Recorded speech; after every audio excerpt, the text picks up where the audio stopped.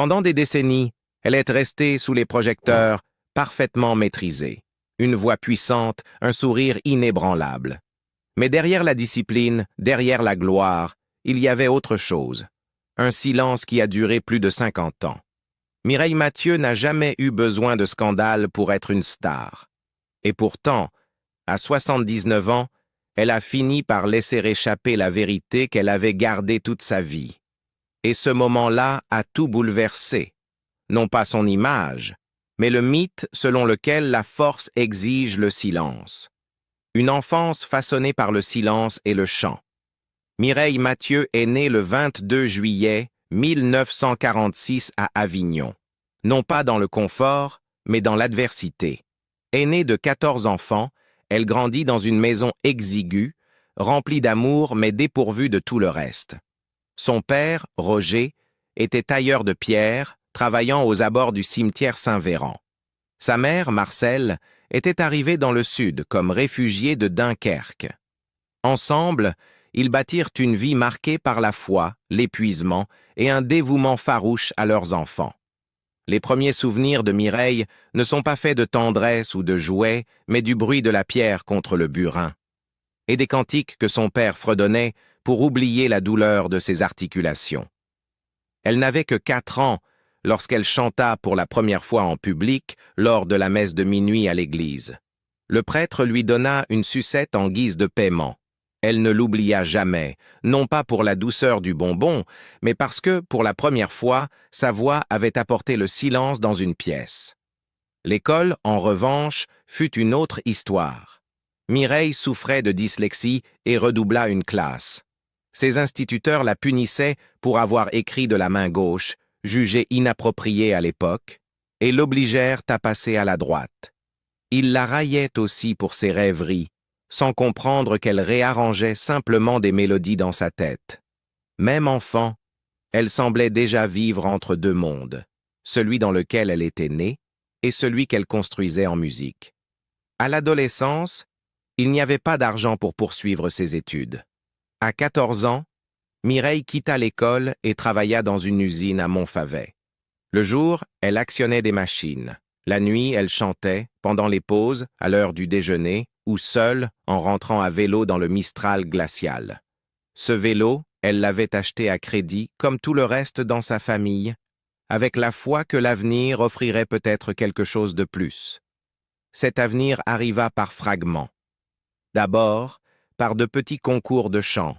Puis, en 1964, elle remporta un concours local à Avignon, en interprétant La vie en rose, la même chanson qui avait bouleversé sa vie lorsqu'elle avait entendu Édith Piaf à la radio. L'année suivante, elle apparut à la télévision nationale dans l'émission Jeu de la chance. Le public la plébiscita. Ce n'était plus un rêve. Elle allait à Paris. Mais même lorsque sa notoriété s'élevait, la vie de Mireille restait sous étroite surveillance. Sa tante la chaperonnait au début, puis sa sœur Monique prit le relais. Pas de fête, pas de scandale, pas de confidence. Mesurant 1,53 m, avec sa coupe au carré emblématique et ses robes noires austères, elle devint la demoiselle d'Avignon, la petite du Sud qui chantait comme une légende et vivait comme une religieuse. Et peut-être était-ce ce qu'elle voulait que le monde croie, qu'elle était simplement dévouée à son art, mariée à sa musique.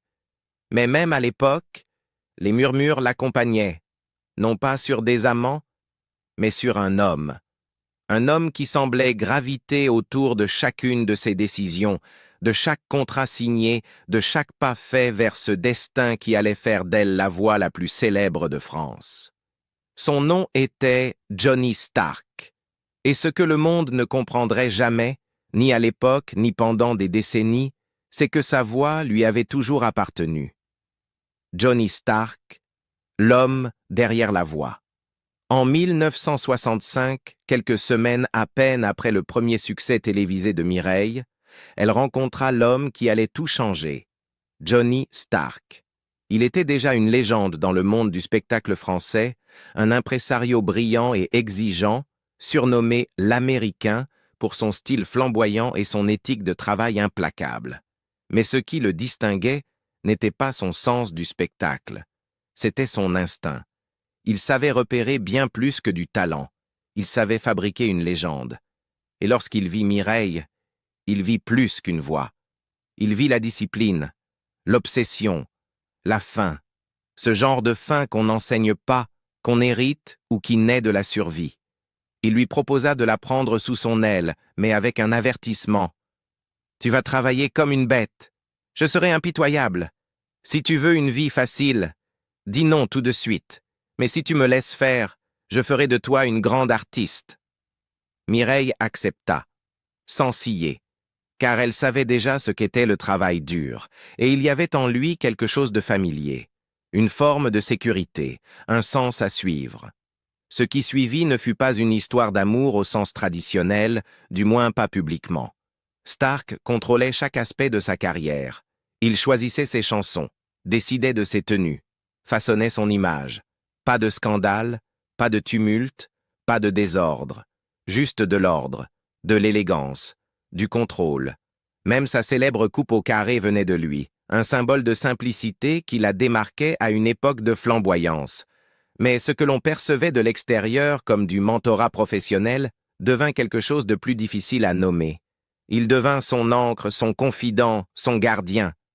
Et en retour, Mireille lui offrit quelque chose de tacite, une loyauté proche de la dévotion. Elle disait souvent « Johnny Stark vivait pour moi, et je chantais pour lui ». Une phrase qui semblait simple. Mais ceux qui les connaissaient savaient que c'était plus que de la gratitude. C'était une confession déguisée. Pendant des années, les rumeurs couraient. Était-il un couple? Était-il son premier amour? Son seul amour? Mireille ne confirma jamais, mais elle ne nia jamais non plus. Et quand les journalistes insistaient, elle répondait toujours par le même sourire discret, celui qui en dit plus que 1000 mots. En vérité, leur lien brouillait toutes les frontières. Il n'était pas seulement un manager. Il était l'homme qui comprenait les murs qu'elle avait érigés autour d'elle. Et pourquoi elle ne laissait personne d'autre entrer. Pendant plus de 20 ans, ils parcoururent le monde ensemble. De Moscou à Las Vegas, de Tokyo au Vatican. Il était assis au premier rang. Elle chantait juste au-delà de sa portée. Puis, en 1989, tout s'arrêta.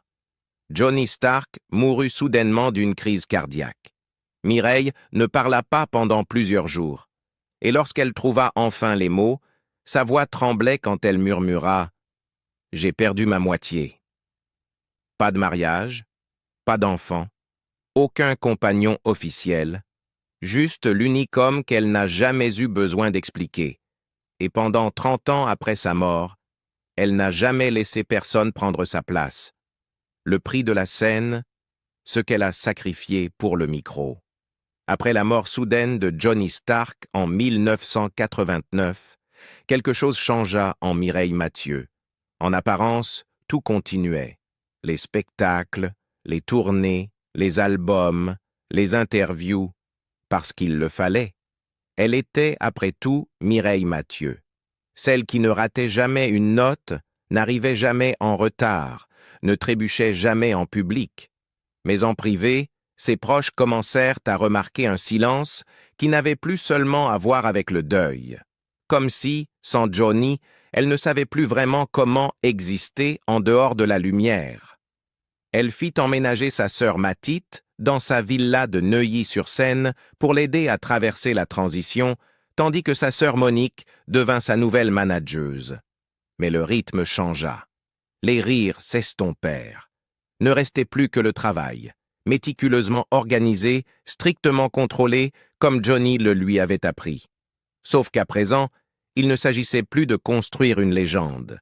Il s'agissait de maintenir quelque chose en vie. Pendant des années, elle esquiva les questions publiques sur l'amour. Quand elle en parlait, ses réponses étaient énigmatiques. Elle déclara un jour « Je n'ai jamais manqué d'amour. J'ai mon public. J'ai ma famille. » Mais ceux qui écoutaient attentivement percevaient le vide derrière ces mots. Car si la carrière de Mireille avait atteint des sommets, plus de 120 millions de disques vendus en 9 langues, des concerts devant des rois, des présidents et des papes, sa vie personnelle était devenue un musée. ordonnée, silencieuse, intouchée. Il y eut pourtant des occasions, des instants où autre chose aurait pu naître. Au début des années 1980, elle fut brièvement fiancée à un riche homme d'affaires français. Il était élégant, accompli, et l'adorait publiquement. Leur relation semblait sérieuse et les fiançailles firent la une. Mais 3 jours avant le mariage, Mireille y mit fin. Discrètement, sans scandale. Pourquoi? Elle l'expliqua plus tard avec une clarté glaciale. Il voulait que j'arrête de chanter. C'était impossible. Dans les années 1990, une autre romance fit surface, cette fois avec Olivier Echaud-Mason, un célèbre expert en cosmétiques chez Guerlain, connu pour avoir travaillé avec Wallis Simpson. On les voyait souvent ensemble en public. Les amis les décrivaient comme un couple saisissant, sa féminité intemporelle à côté de son charme raffiné. Il fut même question d'une robe de mariée. Mais encore une fois, l'histoire se termina avant d'avoir commencé. Sans annonce, sans explication.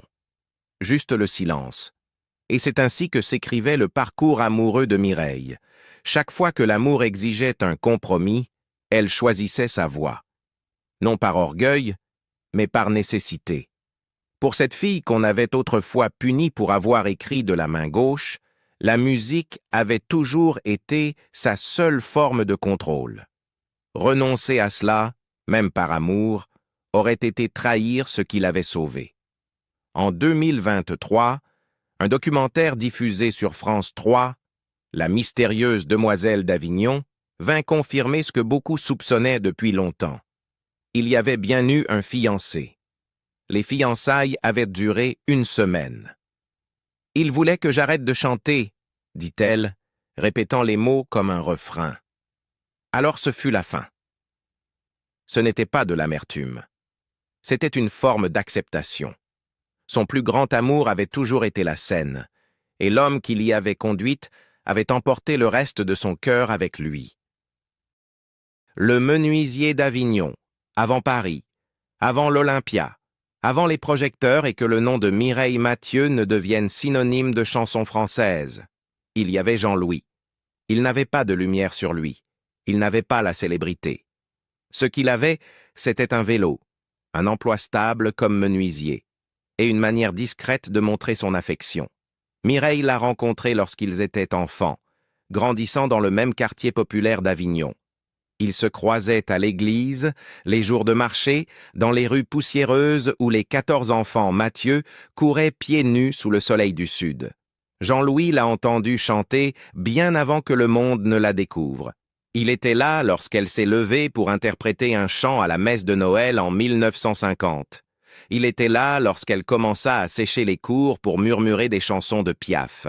Et en 1964, lorsque Mireille envisagea de passer une audition pour l'émission Jeu de la chance, c'est Jean-Louis qui lui glissa silencieusement le formulaire d'inscription en disant « Il faut que tu essaies ». Elle est partie. Lui est resté. Il n'appartenait pas au monde des caméras et des contrats. Il appartenait au monde d'où elle venait, modeste, enraciné, ordinaire. Mais il n'a jamais cessé d'écrire. Entre 1965 et 1974, Mireille reçut 32 lettres manuscrites de Jean-Louis. Pas de déclarations enflammées, pas de grandes requêtes. Juste des nouvelles simples, tendres et des encouragements discrets. « Tu étais radieuse à la télé hier soir. Même maman a pleuré. Je t'ai vu chanter « Viens dans ma rue », ça m'a rappelé la nôtre.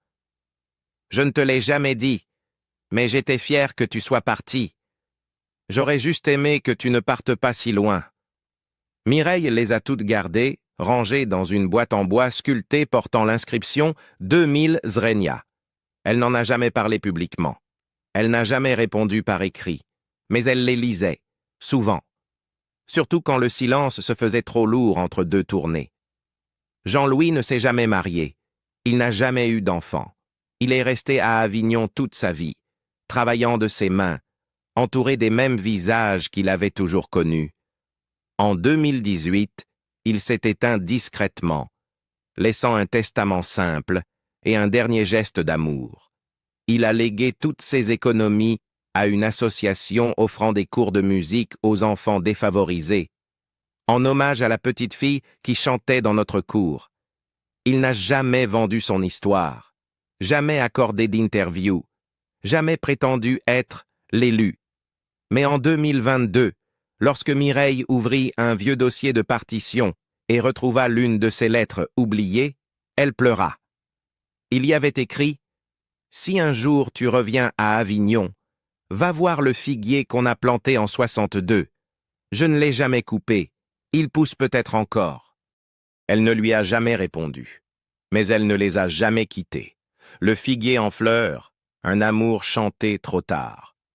Le 14 juillet 2024, lors d'un concert en plein air dans les antiques arènes de Nîmes, quelque chose se produisit. Quelque chose qu'aucun fan, même le plus fidèle, n'aurait pu prévoir. Après avoir interprété « 1000 colombes », Mireille Mathieu s'interrompit, visiblement émue. Sa main tremblait légèrement lorsqu'elle reprit le micro. « Ce soir, dit-elle, je veux chanter une chanson qui n'a jamais été enregistrée. C'est pour quelqu'un que j'ai aimé en silence toute ma vie. » Le public se tut, suspendu. La chanson s'intitulait « Le figuier en fleurs » et n'avait jamais figuré dans sa discographie. La mélodie était douce, presque une prière. Les paroles, bouleversantes par leur simplicité. « Si l'arbre pousse encore, c'est qu'il se souvient de tes mains. Je n'ai jamais dit « je t'aime » à voix haute, mais je t'ai porté en silence toute ma vie. » Pendant près de 10 minutes, le temps sembla s'arrêter. Pas d'orchestre, pas de mise en scène, juste Mireille, seule avec une vérité qu'elle avait enfouie pendant plus d'un demi-siècle. Une vérité sans nom dans la chanson. Mais à la fin de la soirée, ceux qui connaissaient son histoire comprirent.